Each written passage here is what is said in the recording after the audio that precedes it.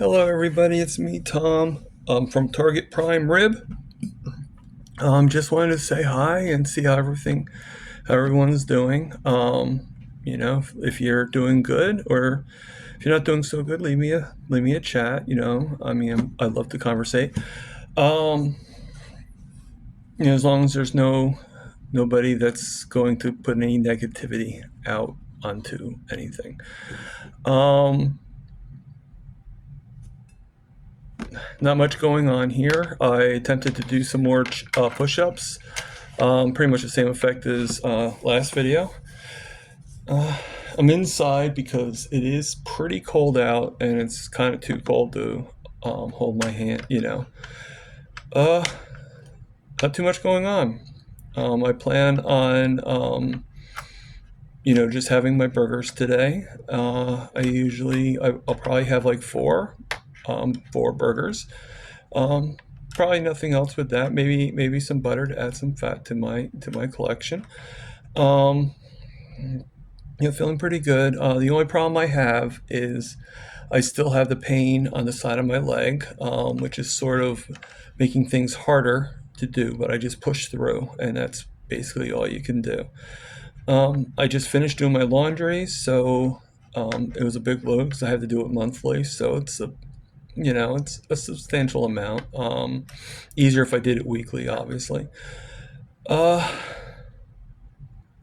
just just putting out the other video and just showing my day to day. Sometimes I do get a little depressed. I'm not gonna lie. This is a big thing I'm telling everybody, but I, I used to have a really big depression, and I still do at times. Certain things trigger it, but I just kind of like, um, I see a counselor like once a month, basically, but in between that time, I do need to process what I'm feeling, and sometimes I'll write it down. So then, when I see her, I I can address it. But the funny thing is, though, is when I write it down, by the time I do see her, that particular issue is gone.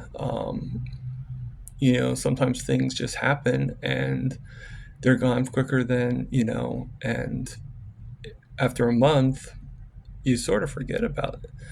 If I didn't have the writing, then it wouldn't, so it kind of brings up old feelings. But yesterday I was a little upset. I felt ignored for a little bit. I don't think they meant to do that. But I was trying to say something to the group of people I was talking to, and they just kind of passed me by. And I get that a lot. I don't know if people just don't hear me, you know, um, or if they feel that I'm not important enough, and that's how it feels. I'm not important enough to hear what I have to say, whether it's smart or good. And I just get those feelings, and but I kind of like see past them now. I take them better than I used to. But people don't realize, the attitude that people have. One of the habits I have, or one of the things I've picked up, is to make sure that person's paying attention to me. I make jokes, and they're not big jokes. They're just like little comments, little jokes here and there. And if they respond in whatever way, I know they're paying attention. If they don't say anything whatsoever, then I'm going to assume that they're either ignoring me or they didn't hear me. And I think I said it loud enough, but I'm not sure. Um, I don't have anything against any of those people because it's been all my life. My family does it, my friends have done it. I don't say anything because they probably wouldn't hear me anyway.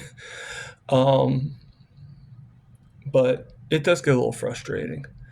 One of the reasons why I think I have my leg problem, to tell you the truth, is I've been trying to say something to the doctors and they blow me off. And it's kind of the same thing, like I'm like, well, like I've had the leg problem even before I had the back problem. When I had a hard time walking, when the wheelchair thing first started, when I don't know if I actually told the story or not, but I'm trying to think of the time frame.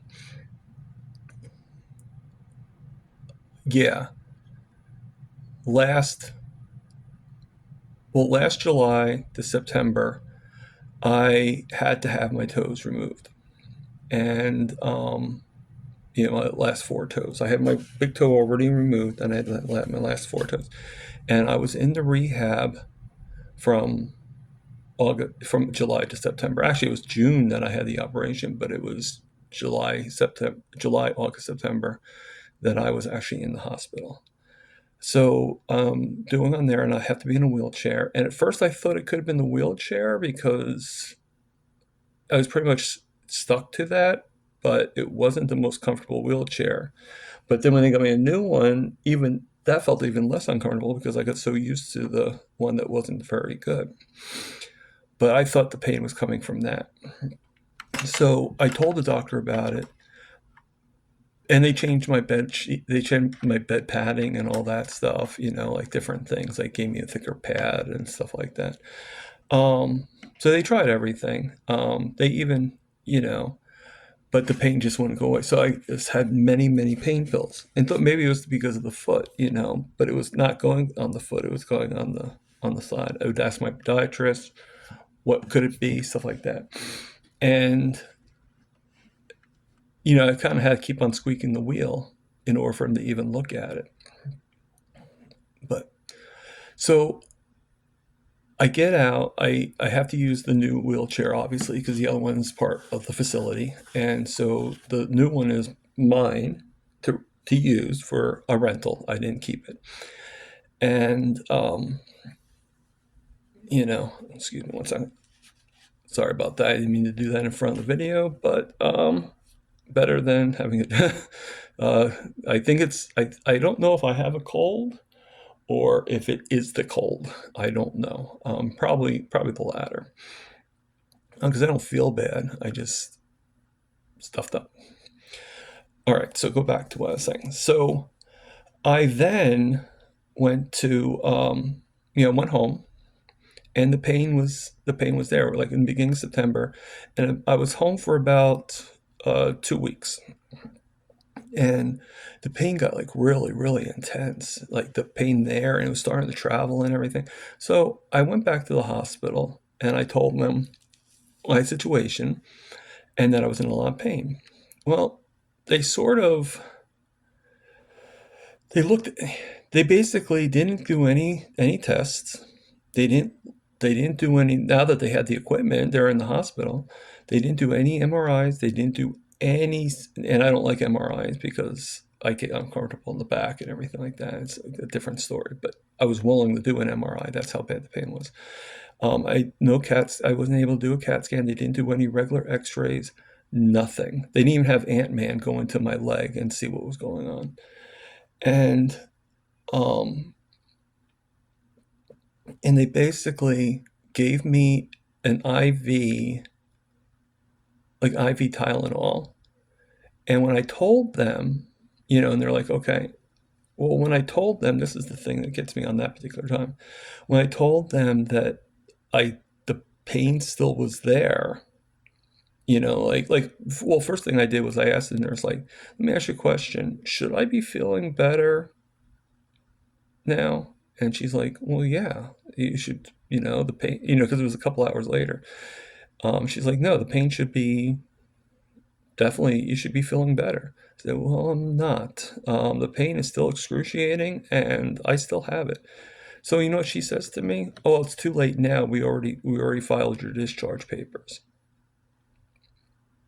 Okay. Now, if someone, like, what would have happened if I was having a heart attack? I mean, I wasn't. I'm not saying I was. But what would have happened if I was having a heart attack? Would you go to me or go to somebody that was and say, oh, well, we filled out your discharge papers, so you'll have to come back tomorrow with the heart attack? Really?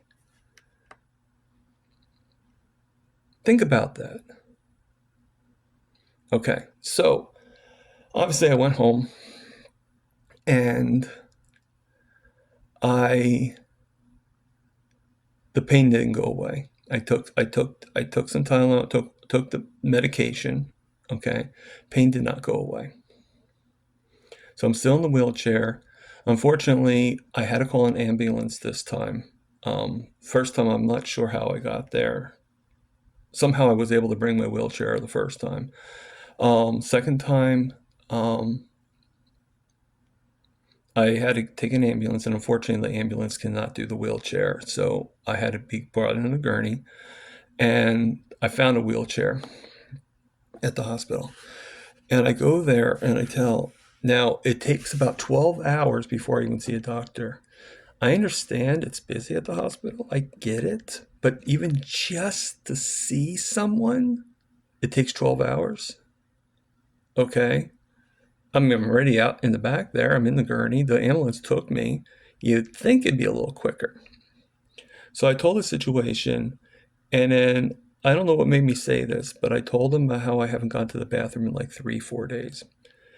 Well, I don't think it was that, but I just figured it was information that was pertinent, you know. At least at the time I did. So I went. So, like they basically gave me a prescription for laxative. Okay. And I'm there, I'm waiting because I'm expecting to get some blood work done and stuff like that. They kind of gave me that impression. And lo and behold, the security guard, I'm in the wheelchair waiting. Okay. The security guard actually comes up to me and starts wheeling me out the door and says, okay, you're done now. Time to go.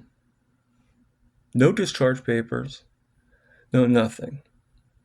Now, this particular hospital does take in people that are homeless, which is very nice of them. And he was basically kicking out all the people there that he had, like it was early in the morning and he was kicking out, like I guess that's just how it is.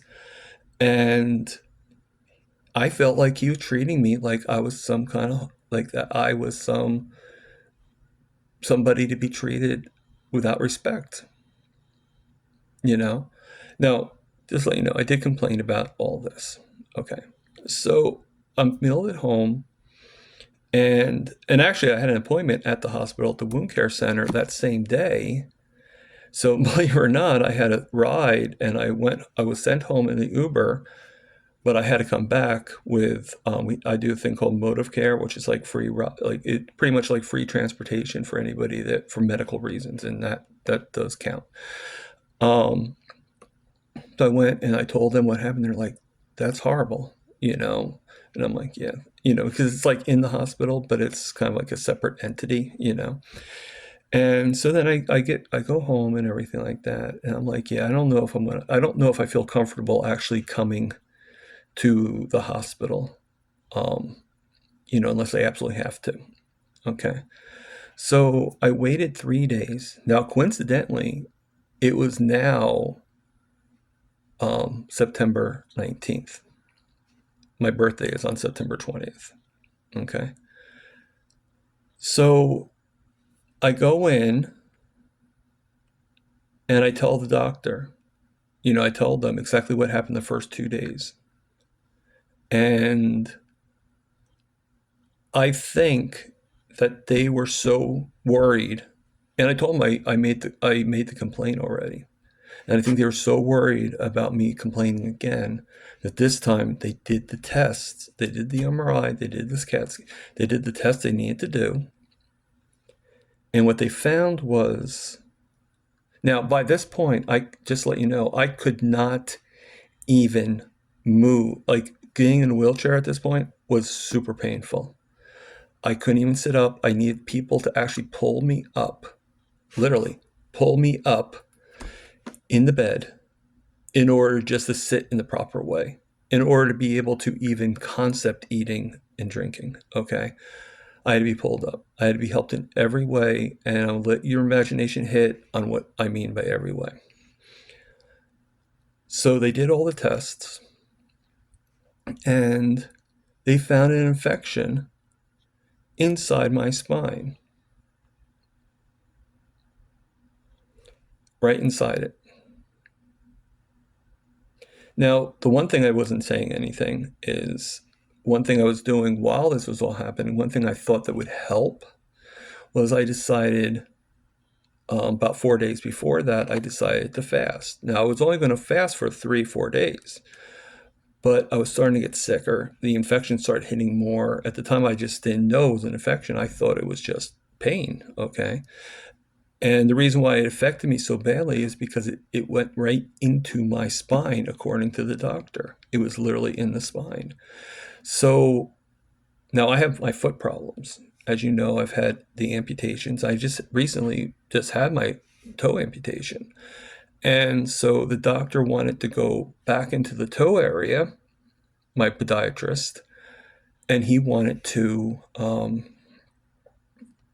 he wanted to actually go back in and see and do a deep, deep dive into seeing whether or not I had infections in my foot as well because of all the issues. No one knows how the infection got into my back. It's just it is what it is. At least I don't know. They might know, but they didn't really reveal to me on like the statistics of it. So excuse me. So I went into the hospital. So I did 4-day fasting. Then when you go into an operation, you do, I don't know the term. I think it's either NPO or NPR. I'm not sure. Not sure what it means or whatever. All I know is it's before you do the operation, about 12 hours before, you are to dry fast. Now remember, I just did a wet fast for 4 days. Now, I was okay with doing a dry fast for 12 hours, but the 12 hours actually extended because of some issues that they had. So I ended up waiting an extra day. So it ended up being 36 hours of dry fasting. Now, don't forget, I'm also sick. I'm not feeling very well. And not that I think it was the fasting, but it was the sickness. And I got so sick from everything that even if I tried to eat after that, it wouldn't stay down. Even water wouldn't stay down. And I basically, it lasted for an extra few days. So total of 9 days I fasted. Now I'm not objective to fasting. I'm not. The longest I ever fast with like on my own is like 5 days. But this was the first time, and I call it the accidental fast because I didn't mean to do it. Again, originally it was supposed to be just 4 days, or even just 3 days. And then the fourth day I was like, oh, okay, what the heck, I'll do. But I fasted for that So basically I went to the hospital. I did everything I was supposed to do, or at least what they told me to do. And I was there for about 2 weeks. And they weren't really, like when I was again, I couldn't move, but for some reason they were forcing me to sit in the wheelchair instead of, I had to go to the rehab, and they told me that rehab won't take me unless I can sit in a wheelchair and get up and down. So I'm like, okay, well, I don't want to be in the hospital, and I can't do this at home because I was really bad. Like I said, I couldn't move. But I still made myself get up, and it was painful. Matter of fact, I tried the first time and I couldn't do it, so they had to do it the next day. And I'm like, okay, fine, And when I went back to the rehab, when I finally got to the rehab, I told them what happened, and they're like, "You were welcome here." They just didn't want to bring you in the gurney. You were welcome here to come. Like, there was no obligation to that. I'm like, good to know. Good to know. So again, another time that the hospital actually messed up. Now I still use the hospital because most of my doctors are connected to that hospital, but I am very diligent and I make sure that they do what I say. Even with my diet, one of the things that made it bad for me is I kept on going carnivore or ketovore, whatever you want to call it, and I kept on having to go off, mostly because of going to the hospital, because their belief system is different than, when they say diabetic diet, they don't mean what we should be eating. They don't mean high fat, low. They'll say, "Oh yeah, no, we know. Yeah, you're supposed to eat low carb and you're supposed to eat," but they don't know what it means. They have no idea what it means, and so they still think of like margarine. They still think of all these, and they use that in the diet, and uh, like I had one time I was trying to get bacon and eggs and some sausage, like get like a good amount of like proteins and stuff and for breakfast. And they said, well, no, we can't do that. They denied me the bacon and sausage. Let me have the eggs, yes, but they denied me the bacon and sausage. And I'm like, well, why can't I have bacon and sausage? We can have turkey sausage. I'm like, okay, that's fine. Okay, but why can't I have, And guess what they're allowing me to have? They're allowing me to have oatmeal. They're allowing me to have cereal. They're allowing me to have pancakes. They're allowing me to have French toast. And they're allowing me to have sugar in my coffee. They're allowing me to have, of course, the margarine and all this stuff. And everything that's not good for me. Everything that's not really good for most diabetics, as most of you guys sort of know. But they're prescribing this stuff. And not only are they prescribing it, but they're making it where I can't go around it and order anything else. So I said to them on the last visit that I had, because I had to go in for my other foot, didn't take as long this time. And I think that's because I went into the diet I'm on. I think it helped me heal a lot faster. Is they, sorry. Is basically I said to them, I said, doctor, okay, I'm going in here to fix the foot problem that was caused by diabetes. But my problem right now, my diabetes is not bad, and I want to keep it that way.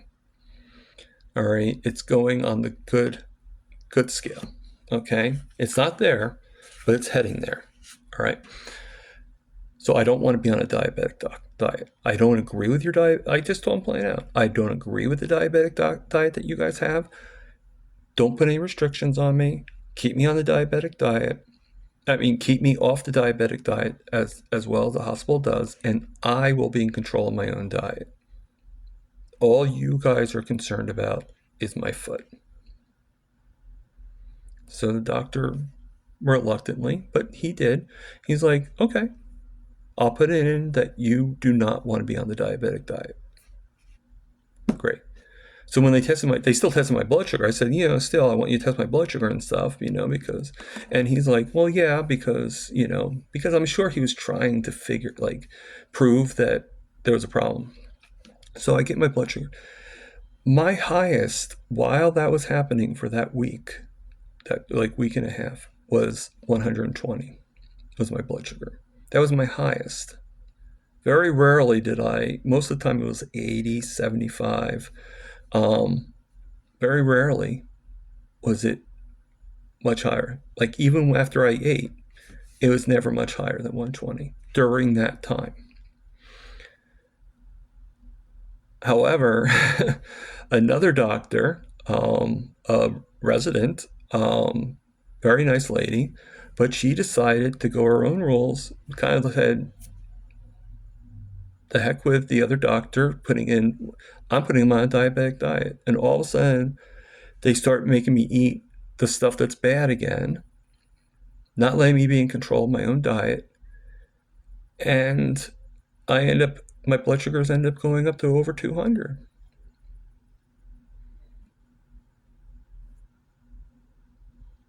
Now luckily at the rehab, I was able to get them to take the fact that I told the nutritionist, I told the doctor, I said, this is how it is. Okay. I'm not saying you guys don't know what you're doing, but I believe in what I believe in, and respect that, please.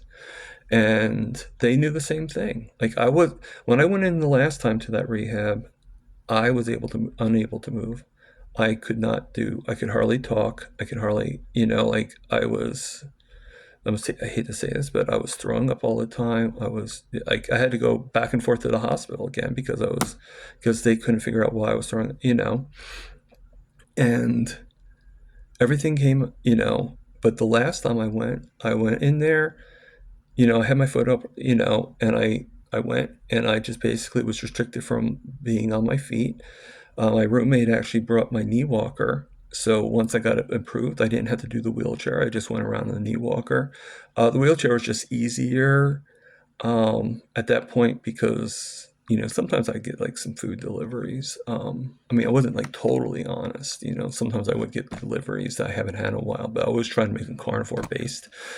Um, like chicken, stuff like that, like, and all that stuff. But I would have some herbs, and you don't know how the restaurants cook their food, but sometimes you just want something better than rehab food.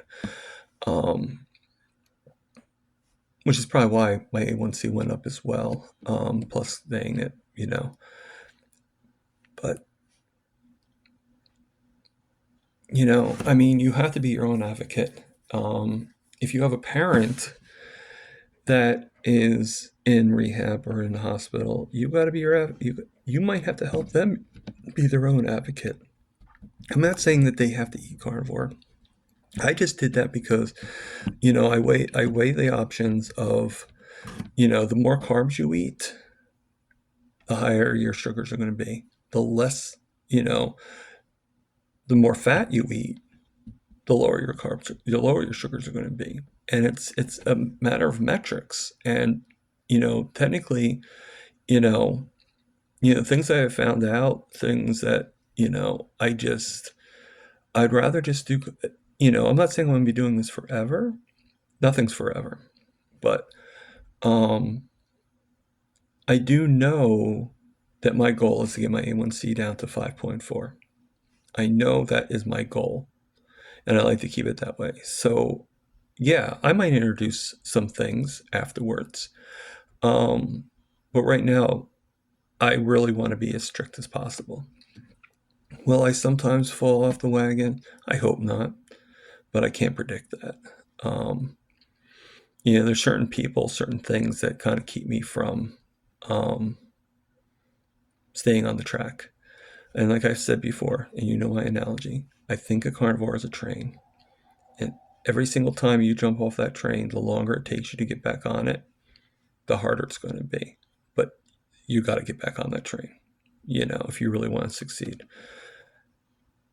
I I do feel for people that think that carnivore is not worth it, but there are things with me that have improved, and it's a slow process. For some people, yeah. I mean, you hear like all these stories, like, oh, I lowered my A1C, within like 1 month, I've lowered it from like 10 point something to like 5.1, and now it's like really, that didn't happen for me. Okay. Not even a little bit, I mean, my A1C still fluctuates, but every once in a while I do cheat. So that's, I do count that cheating or indulgence, should I say, that going off the track or off the train, you know, as part of the reason. And I can give a lot of blame to everything, but the deepest blame is me. I mean, if something is not doing good for you, your best bet is just stay away from it.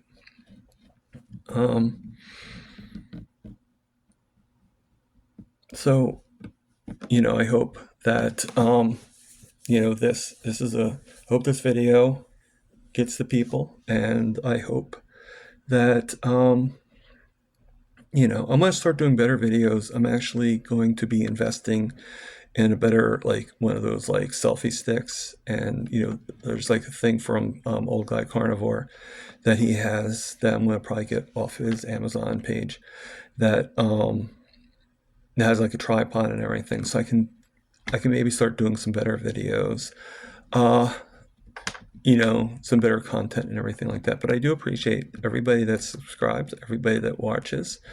I do appreciate the comments. I do thank you again. And hope everybody has a good day. All right.